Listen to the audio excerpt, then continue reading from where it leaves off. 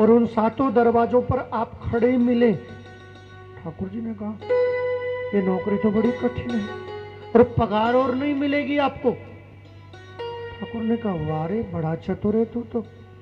भैया ठाकुर ने मंजूर कर लिया क्योंकि ऐसा दानी भक्त है। अरे जिसने सब कुछ दे दिया, क्यों जी, सब कुछ लुटा दिया। ऐसे भक्त के लिए भगवान भी सब कुछ दे देते हैं। अगर भक्त सब कुछ देने के लिए तैयार है ना, तो मेरा ठाकुर भी सब कुछ करने के लिए और देने के लिए तैयार है। आखिर बलि का वचन पूरा हुआ, मेरे ठाकुर के वचन भी पूरे हुए। लक्ष्मी जी प्रतीक्षा कर रही हैं, स्वामी जी अभी लौट करके नहीं आए।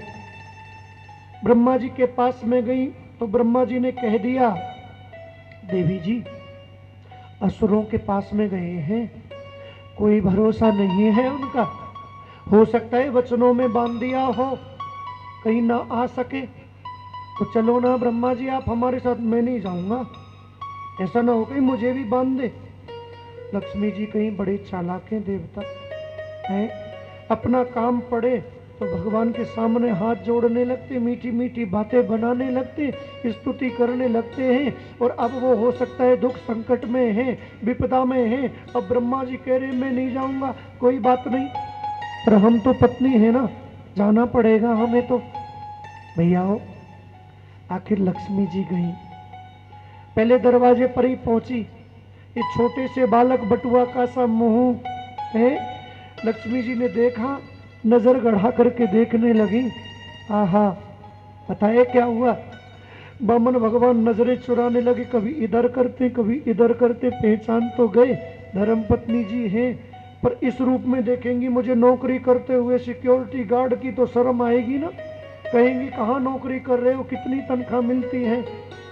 लक्ष्मी जी से पूछने लगे कौन हो, कहाँ से आई है? लक्ष्मी जी पहचान तो गई। बोले क्यों अनजान बन रहे हो? मन ही मन विचार कर रही हैं। बोले हम राजा बलि की बहन हैं, चलो हमें उन तक पहुंचाओ। बामन भगवान अब चलने लगे साथ साथ। पता है क्या हुआ? बामन भगवान लक्ष्मी जी को साथ लेकर के पहुंचे। बोले महाराज ये आपकी बहन जी है, कोई पहचानते हो? बलि ने हाँ कर दिया। अरे जब बहन कह दिया उसने तो फिर हाँ करने में क्या बुराई है? बोले हाँ जी जानता हूँ, पहचानता हूँ। बहन जी सुनाइए, और सब ठीक तो है? बोले कुछ ठीक नहीं है। बोले कैसे आना हुआ? बोले भैया के घर भी ये बात बताने की जरूरत है, कैसे आना हुआ? कमाल करते हो। अरे बहन जी नहीं कोई बात नहीं, आइए बैठिए, बिठा लिया। और सब कुशल? बोले हाँ सब बढ़िया है। बोले और सुनाइए? बोले राखी बांधने आई हूँ, आज त्योहार है, भूल जाते हो, इतना भी नहीं पता आज रक्षाबंधन है। बोले बहन जी क्या करूँ, जब से राधे राधे ये बामन के चक्कर में पड़ा हूँ ना, ये जो छोटा सा द्वारपाल है, तब से सब कुछ भूला सा रहता हूँ, बस इसके चिंतन में ही लगा रहता हूँ, हमेशा इसका ही ख्याल आता रहता है। बोले हाँ क्यों नहीं आएगा, ये तो है ही ऐसे जादूगर, जिसके पास में पहुंच जाए उस पर जादू डाल देते। बंधुओं आखिरकार लक्ष्मी ने बलि की कलाई पर राखी बांधी। अब बलि ने कहा बहन जी क्या चाहिए? बोले मुझे ना एक द्वारपाल चाहिए। बोले कैसा चाहिए? बोले ऐसा ही चाहिए। बोले ऐसा तो यही है। बोले इसी को दे दो। बोले ये चला जाएगा तो मेरा तो राधे राधे सब कुछ लुट जाएगा, मुझे इतना दुख होगा जितना मुझे संपत्ति लुटने पर भी नहीं हुआ। बोले हमें तो यही चाहिए, अगर आपने हमें बहन माना है तो हमें यही द्वारपाल चाहिए, अन्यथा हम तो रूठ करके जा रही है। अरे बहन रूठो मत, अगर बहन पूरा जगत रूठ जाए मुझे कोई परवाह नहीं, मेरी बहन मुझसे न रूठे। मेरा भैया दौज का त्योहार बेकार हो जाएगा, मेरा रक्षाबंधन का त्योहार बेकार हो जाएगा। बंधुओं बहन को कभी रूठने नहीं देना चाहिए। और ये दो त्योहार इसीलिए आते, हाँ बहन को मनाने के लिए। धन्य है हम लोग, सनातन धर्म जैसे धर्म में हमें जन्म मिला। हमारे संबंध टूट जाए तो बनाने के लिए ऋषि मुनियों ने कैसे कैसे सूत्र बनाए हैं। कभी बहन रूठे भाई से, भाई रूठे बहन से, तो भैया द्योज का त्योहार है, रक्षाबंधन का त्योहार कैसे रूठोगी? 6 महीने से ज्यादा नहीं रूठ सकती है बहन भाई से, और भाई से बहन। क्यों? अगर रूठ गई तो राधे राधे इन 2 त्योहारे पे तो जाना पड़ेगा, पर आजकल तो कछु लड़ाई झगड़ो ज्यादा ही चले। प्रेम से बोलो राधे।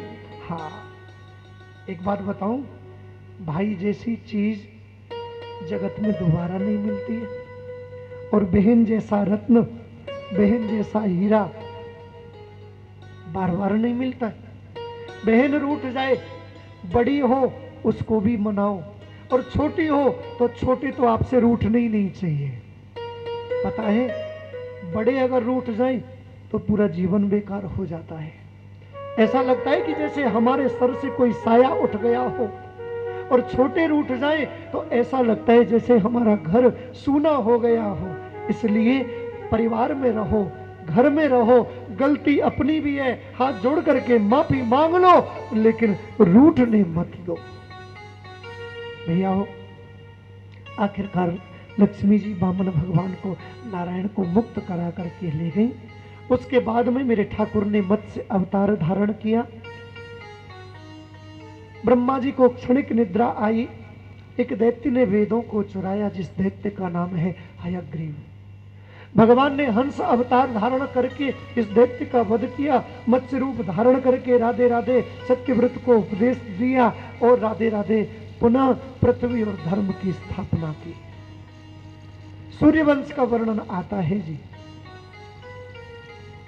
मनवंतराणि सर्वाणि त्वयोक्तानि श्रुतानि मे, वीर्याण्यनंत वीर्यस्य हरिस्तत्र कृतानि च। ये मनवंतरों का वर्णन चल रहा है जी। मनु होते हैं 14। एक कल्प में 72 चौकड़ी बीतती है, सतयुग, कलयुग, द्वापर, त्रेता, और 14 मनुओं का राज्य बीतता है जी।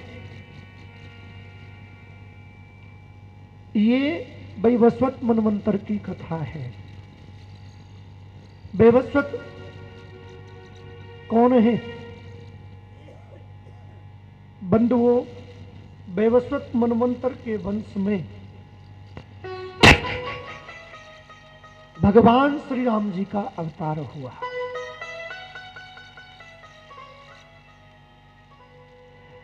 इनके वंश में ही सत्यव्रत नाम के मनु भी प्रकट हुए। इनके यहां कोई संतान नहीं थी, ब्राह्मणों से यज्ञ करवाया, परिणाम ये हुआ पुत्र न होकर के पुत्री हुई। कारण राजा ने तो प्रार्थना की है ब्राह्मणों से पुत्र चाहिए, और राजा की पत्नी ने प्रार्थना की है कि पुत्री चाहिए। ब्राह्मणों को थोड़ी रिश्वत मिल गई, कन्या का मंत्र पढ़ा। रिश्वत का मतलब समझ रहे हो? दक्षिणा। हाँ, पंडित जी को दक्षिणा फालतू दे दो, 3 घंटे के फेरे 3 मिनट में पूरे हो जाएंगे। प्रेम से बोलो राधे। हाँ, पंडित जी लोगों ने भैया मंत्र पढ़ा। अब ये क्यों चाहती हैं भाई, देखो छोरी तो चौका बर्तन करवे के काम आवे, मैया खुश। हाँ, और छोरा है जाए तो पिता के राजपाट, बिजनेस से संभाले। राजा नाराज हो गया, गुरु वशिष्ठ को बुलवाया। गुरु वशिष्ठ जी ने ध्यान लगाया, देखा महाराज ब्राह्मणों की कोई गलती नहीं हुई है, फिर भी मैं इसे अपने योग बल से बालक बनाए देता हूं। बंधुओं, मंत्र विद्या के प्रभाव से उसी क्षण उस कन्या को पुत्र के रूप में परिवर्तित कर दिया। ये था हमारा प्राचीन मंत्र विज्ञान, और इस मंत्र विज्ञान की ताकत। ये बालक बड़ा हुआ, पृथ्वी पर 9 खंड हैं, इलाव्रत, रम्यक, हिरण्यमय, कुरु, भद्रासु, केतुमाल। इलाव्रत खंड में घोड़ों पर सवार होकर के ये बालक चला गया। इलाव्रत खंड में एक बगीचा है, उसमें अगर कोई प्रवेश कर जाए, भगवान भोलेनाथ का वरदान है, उस बगीचे को, उसमें जो भी प्रवेश करेगा स्त्री बन जाएगा। ये सैनिकों के साथ में गया, स्त्री बन गया। अब सब लौटना नहीं चाहते नगर के लिए। एक वृद्ध सैनिक भी था, और पता है जब ये कन्या के रूप में था ये बालक, चंद्रमा के पुत्र बुद्ध से विवाह हो गया, और एक पुत्र भी इसे प्राप्त हो गया, जिस पुत्र का नाम था पुरुरवा। एलवी जिसे कहते थे, जिसने चंद्रवंश की स्थापना की। बंधुओं, आखिरकार उस सैनिक ने, जो वृद्ध मंत्री था, उसने कहा कि आप नगर लौट करके चलें, क्योंकि इस बालक के विषय में मैं जानता हूं, ये कन्या के रूप में प्रकट हुआ था। गुरु वशिष्ठ ने इसे पुत्र बनाया। हो सकता है गुरु वशिष्ठ कोई मंत्र विद्या का प्रभाव दोबारा से चला दे। भैया सब लौट करके आए। गुरु वशिष्ठ को ये बात पता चली। गुरु वशिष्ठ जी ने भगवान भोलेनाथ की आराधना की, वरदान दिया भोले बाबा ने, 1 महीना ये बालक पुरुष बन करके रहेगा, 1 महीना स्त्री बन करके रहेगा। इसका विवाह कर दिया राजा ने। इसकी पत्नी से उत्कल गए विमल 3 पुत्र हुए, लेकिन प्रजा से राजा से प्रसन्न नहीं हुई। बंधुओं, अस्वीकार कर दिया राजा को। इसने भी राज्य त्यागा, बच्चों को दिया, वन में चला गया। अब ये बेबसवत मनु भी तप करने के लिए मथुरा में आए। 100 साल तप किया, 10 पुत्र प्राप्त हुए। इक्ष्वाकु, नृग, सरियाती, दिष्ट, धृष्ट, करुष, कवि, नभग आदि। बंधुओं, इक्ष्वाकु के यहां पर 100 पुत्र हुए, जिनमें 3 पुत्र मुख्य थे, बिकुक्षी, निमि और दंडक। निमि जी महाराज के वंश में जनक नंदिनी प्रकट हुई। दंडक के वंश में अंगारों की बरसात हो गई, जल गया पूरा राज्य। बिकुक्षी महाराज के वंश में भगवान राम जी का प्राकट्य हुआ। इनके वंश में बड़े बड़े प्रतापी राजा हुए। बिकुक्षी भी बड़े प्रतापी राजा थे। बंधुओं, देवताओं के साथ गए, युद्ध में शामिल हुए, असुरों को पराजित किया। इनके वंश में मानधाता, सगर आदि हुए। और जानते हो, इन्हीं के वंश में भगीरथ जैसा बालक पैदा हुआ, जो स्वर्गलोक, ब्रह्मलोक से, ब्रह्मा के कमंडलों से गंगा जी को पृथ्वी पर लेकर के आया और अपने पूर्वजों का उद्धार कराया। बोलो गंगा मैया की, भगीरथ जी महाराज की जय।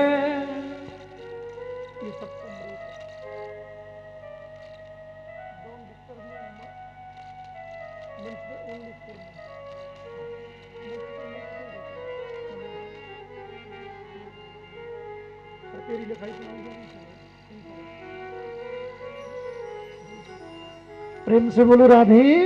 जरा हाथ उठा करके बोलो राधे। भैया, इस वंश में खटवांग, दीर्घबाहु, रघु, अज, दशरथ, मैं कहता हूं बहुत लंबी लिस्ट है सूर्यवंश की। और पता है, दशरथ जी के यहां भी कोई संतान नहीं थी। गुरु कृपा हुई तो बंधुओं 4 संतान प्रकट हुई। एक बार भूपति मन माही, भयउ गलानि मोरे सुत नाही। गुरु ग्रह गयौ तुरत मही पाला, चरण लागे कर विनय विशाला। निज दुख सुख सब गुरु ही सुनायो, कही वशिष्ठ वशिष्ठ बहुविधि समझायो। धीरज धरौ होय सुतचारी, त्रिभुवन विदित भगति भय हारी। चिंता मत करो, 4 पुत्र होंगे, कुछ करना पड़ेगा। बोले हाँ, यज्ञ कराओ। तो पता है क्या हुआ कि श्रृंगी ऋषि वशिष्ठ बुला,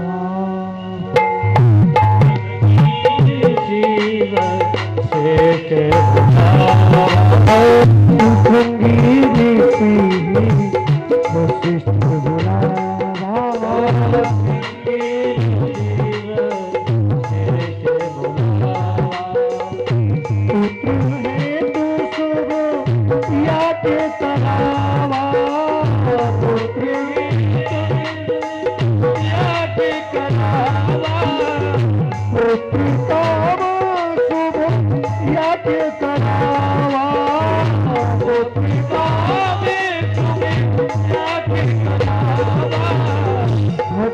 सही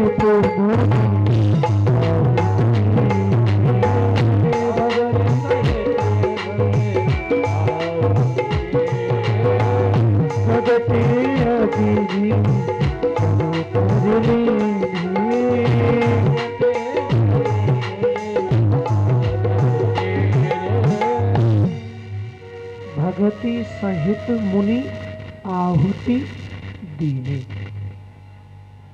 प्रगटे अग्नि चरूकर लीने। भक्ति पूर्वक आहुतियां दी जाने लगी। अग्निदेव भगवान चरु लेकर के प्रकट हुए हैं।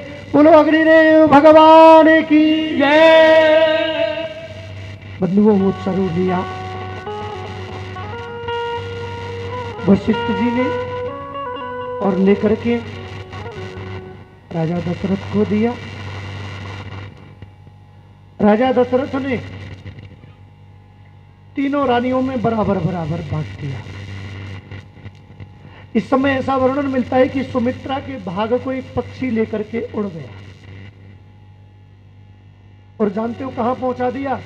अंजन प्रदेश में अंजन पर्वत पर मां अंजनी जो कि हनुमान जी की होने वाली मां है, बंधुओं उनकी अंजलि में जाकर के वो चरु डाल दिया। मां ने वो स्वीकार किया है और परिणाम क्या हुआ? बंधुओं हनुमान जी महाराज उसके प्रभाव से प्रकट हुए। बोलो हनुमान जी महाराज की जय। लेकिन कब? राम जी के बाद में। भैया इधर क्या हुआ है? चैत्र का महीना आया, नौमी तिथि आई और मेरे ठाकुर का प्राकट्य होने लगा। बड़ा सुंदर भाव बाबा तुलसीदास जी। मास पुनीत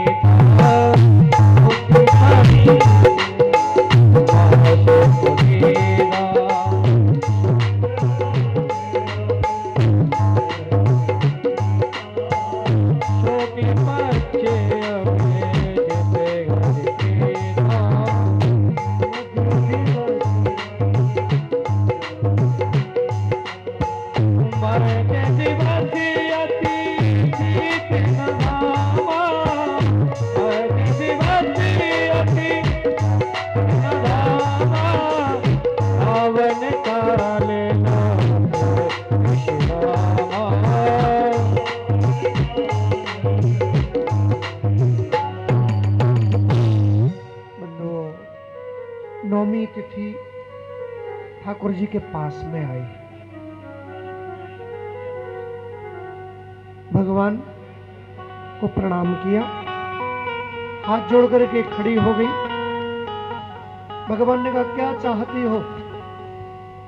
बोले भगवान देवता आए, उन्होंने स्तुति की, आपने सबको वरदान दे दिया कि मैं प्रकट होने वाला हूं, तुम अयोध्या में जाकर के जन्म ले लो, लेकिन मेरे लिए क्या आदेश है? भगवान मैं तो रिक्ता हूं, मुझे डर था कि कहीं ऐसा ना हो कि मैं आपको अपना परिचय दूं और आप मुझे स्वीकार ना करें। रिक्ता तिथि हूं मैं।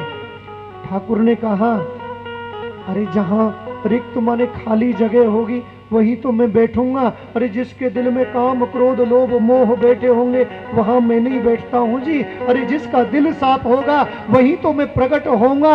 नौमी तू रिक्ता है तो मैं तेरे ही अंदर प्रकट होऊंगा। प्रेम से बोलो राधे।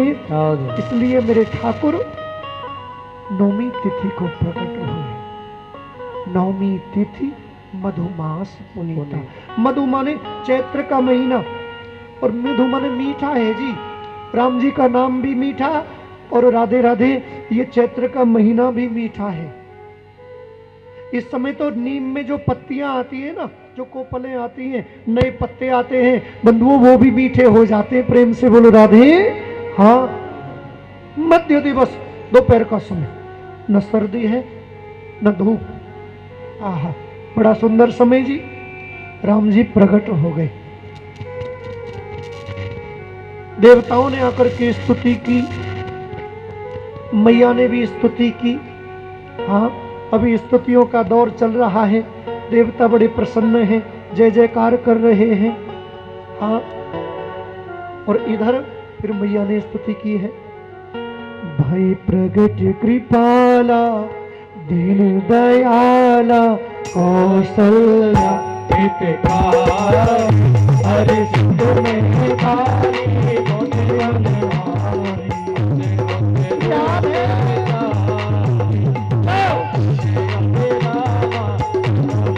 सभी गाइए मस्ती में डूबते हुए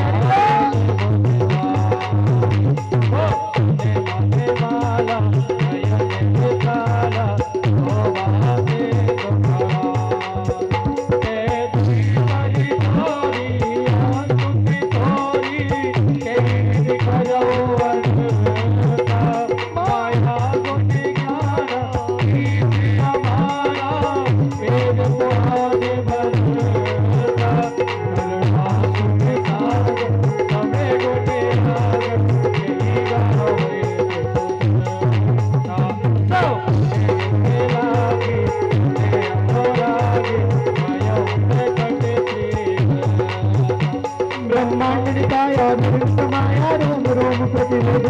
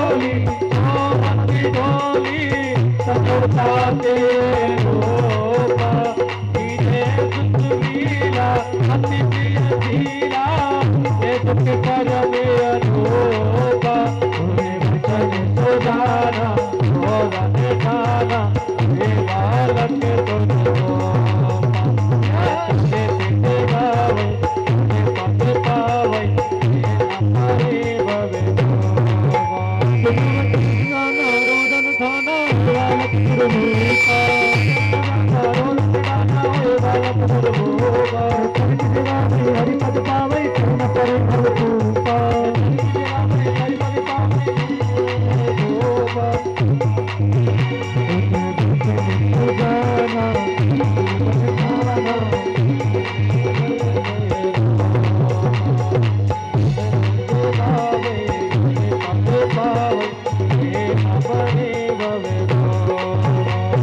रामचंद्र भगवान की देवांगनाएं आई हैं रूप बदल करके, अनेकों ऋषि मुनि आए हैं और तो और भगवान भोलेनाथ भी वहां पर पहुंचे। प्रेम से बोलो राधे। आहा, आज तो अयोध्या की शोभा निराली है बंधुओं। चलते जरा आनंद लेते सब लोग। हाँ, अयोध्या में चलते सब लोग, मन से चलते। प्रेम से बोलो राधे, बोलो राजा रामचंद्र भगवान की। लेकिन बधाई में चलते टाइम ध्यान रखना, सावधानी से चलना है, मस्ती में झूमते हुए नाचते हुए नहीं। लाला का जन्म हुआ है। हाँ, आज राजभवन में चलना है बंधुओं। राजा दशरथ जू के द्वार नौबती बाज रही,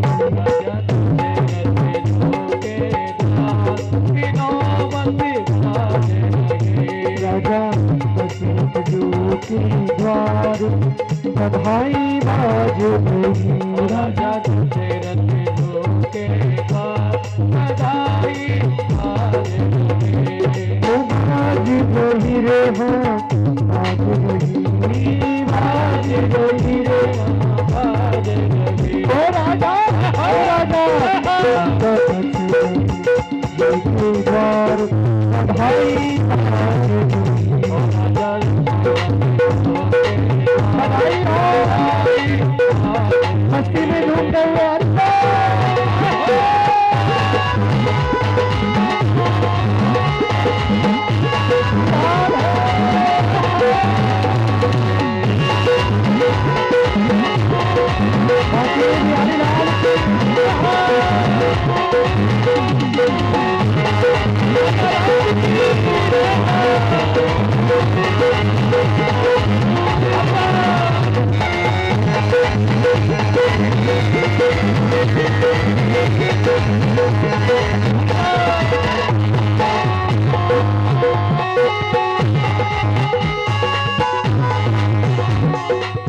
समाचार सुन सखियाँ आई,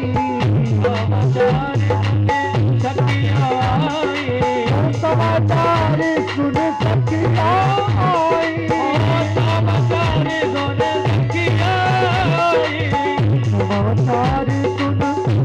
सखियाई श्याम मंगल का बधाई बाजे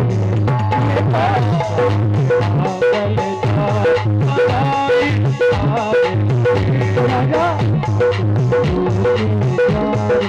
बधाई बाजे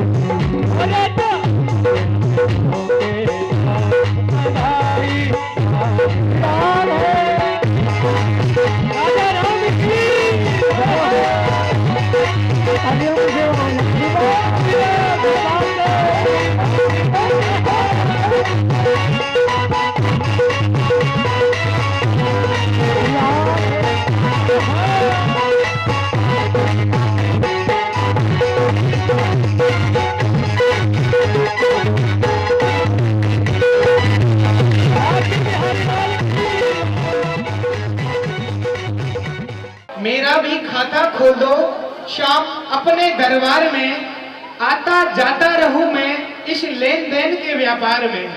कुमार के नाम से उद्घोष करवाया है।